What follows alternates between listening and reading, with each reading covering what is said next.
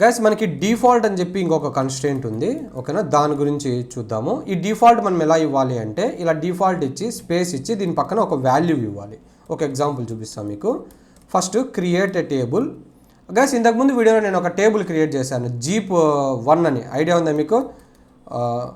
సరే, ఇంకో table create చేస్తానండి కన్ఫ్యూజన్ లేకుండా. క్రియేట్ ఎ టేబుల్ king1 అని ఒక టేబుల్ క్రియేట్ చేస్తా, ఓకేనా? ఈ king1లో 2 కాలమ్స్ ఇస్తున్నా. ఏ int, ఏ వచ్చి ఇంట్ ఇస్తున్నా, బి వచ్చి varchar అని ఇస్తున్నా. మ్యాక్సిమం 5 క్యారెక్టర్స్ ఉండాలి నాకు. ఇప్పుడు నేను దీంట్లోకి డేటాని ఇన్సర్ట్ చేస్తా. Insert into king1. ఓన్లీ నేను ఏ కాలంలోకి మాత్రమే డేటాని ఇన్సర్ట్ చేస్తున్నా. వాల్యూస్ ఇక్కడేమో నేను 1 అని ఇచ్చా, ఓకేనా? గైస్ ఇప్పుడు ఇది రన్ చేస్తే ఏమవుతుంది గైస్? టేబుల్ క్రియేట్ అవుతుంది అండ్ డేటా ఇన్సర్ట్ అవుతుంది. 2 కాలమ్స్లోకి డేటా ఇన్సర్ట్ అవుతుందా? నో, ఓన్లీ ఇక్కడ నేను కాలం ఏ ఇచ్చా కదా, కాబట్టి కాలం ఏలోకి మాత్రమే డేటా ఇన్సర్ట్ అవుతుంది. బి కాలంలో ఏముంటుంది గైస్? బి కాలంలో నల్ ఉంటుంది, అవునా? సో చూద్దాము. సెలెక్ట్ కూడా టైప్ చేస్తా. సో ఇప్పుడు ఈ 3 లైన్స్ సెలెక్ట్ చేస్తున్నా, రన్ చేస్తున్నా. సో మనకి ఏమొచ్చింది ఇక్కడ అవుట్పుట్లో? ఏ కాలంలో 1 వచ్చింది, ఎందుకంటే నేను ఇక్కడ 1 ఇచ్చా కాబట్టి. బి కాలంలో నల్ వచ్చింది, ఎందుకంటే నేను ఇక్కడ ఏమీ ఇవ్వలేదు కాబట్టి. ఈ కాన్సెప్ట్ మీకు ఆల్రెడీ తెలుసు. ఇప్పుడు నేను ఏం చేస్తున్నానంటే గైస్, బాగా వినండి. ఇప్పుడు నేను ఏం చేస్తున్నానంటే ఈ టేబుల్స్ నేమ్ చేంజ్ చేస్తా, king2 అని పెట్టుకుంటా. ఇప్పుడు దీని పక్కన గైస్ ఈ బి ఉంది కదా, ఈ బి పక్కన నేను ఏమి ఇస్తున్నానంటే డిఫాల్ట్ అని ఇస్తున్నా. డిఫాల్ట్ అని ఇచ్చి ఇది varchar అంటే క్యారెక్టర్స్ కదా, క్యారెక్టర్స్ ఎలా ఉండాలి? వాల్యూస్ సింగిల్ కోట్స్లో ఉండాలి. సో నేను సింగిల్ కోట్స్లో ఏం పెడుతున్నాను అంటే యాపిల్ అని పెడుతున్నా, ఓకేనా? సో బాగా వినండి. నేను డిఫాల్ట్ అని ఇచ్చి దానికి ఒక వాల్యూ ఇచ్చా. అదే కదా మన సింటాక్స్, ఇక్కడ అబ్జర్వ్ చేయండి, ఒక వాల్యూ ఇచ్చా. ఇక్కడ మంది క్యారెక్టర్స్ కాబట్టి నేను దాన్ని సింగిల్ కోట్స్లో పెట్టాలి. సో నేను ఇక్కడ యాపిల్ అని పెట్టా. ఇప్పుడు ఏం జరుగుతుందంటే గైస్, నేను ఇంతకుముందు ఈ లైన్ రన్ చేసింటే ఏమైంది? మనకి ఇక్కడ నల్ వచ్చింది.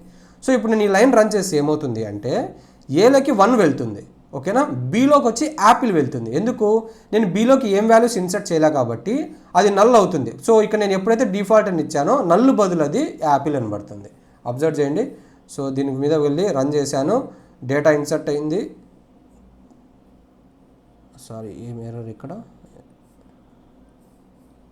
Table ecourses.king2 does not exist. Sorry guys, నేను అసలు ఈ టేబుల్ క్రియేట్ చేయలే కదా ఫస్ట్. సో దీన్ని సెలెక్ట్ చేస్తున్నా, దీన్ని రన్ చేసా, టేబుల్ క్రియేట్ అయింది. ఇప్పుడు ఈ టేబుల్కి ఇన్సర్ట్ చేయాలని చూస్తున్నా. ఇప్పుడు ఇన్సర్ట్ అయింది, చెక్ చేస్తున్నా. చూడండి, ఇప్పుడు వచ్చిందా మనకు 1 యాపిల్ అని వచ్చింది. అదే ఇంతకుముందు ఏమొచ్చింది గైస్? ఇక్కడ 1 నల్ అని వచ్చింది. ఇప్పుడు ఎందుకు ఇక్కడ యాపిల్ అని వచ్చింది? మనం ఎప్పుడైతే ఇక్కడ డిఫాల్ట్ అని ఇస్తామో నల్లని ఎక్కడన్నా ఇన్సర్ట్ చేయాలని చూస్తే అది నల్ ఇన్సర్ట్ అవ్వదు. డిఫాల్ట్లో ఏ వాల్యూ ఉందో ఆ వాల్యూ ఇన్సర్ట్ అవుతుంది. సో ఇప్పుడు అర్థమైంది కదా. ఒకవేళ నేను అదే బి కూడా ఏదైనా వాల్యూ ఇస్తే ఇలాగా ఏ బి అని ఇచ్చి దీని పక్కన 4.56 అని ఇస్తాను. అప్పుడు ఏమవుతుంది గైస్? అప్పుడు 4.56 వస్తుంది. ఎందుకు? బీకి మనం ఏదైనా వాల్యూ ఇన్సర్ట్ చేస్తే ఆ వాల్యూనే వస్తుంది. కానీ మనము నల్లని ఇన్సర్ట్ చేయాలని చూసినప్పుడు మాత్రమే అది మనకు డిఫాల్ట్ వాల్యూని ఇన్సర్ట్ చేస్తుంది. ఇప్పుడు చూడండి, ఈ 2 లైన్స్ రన్ చేస్తాను.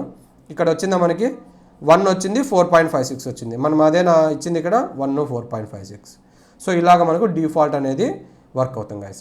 లాస్ట్ టైం రిపీట్ చేస్తున్నాను.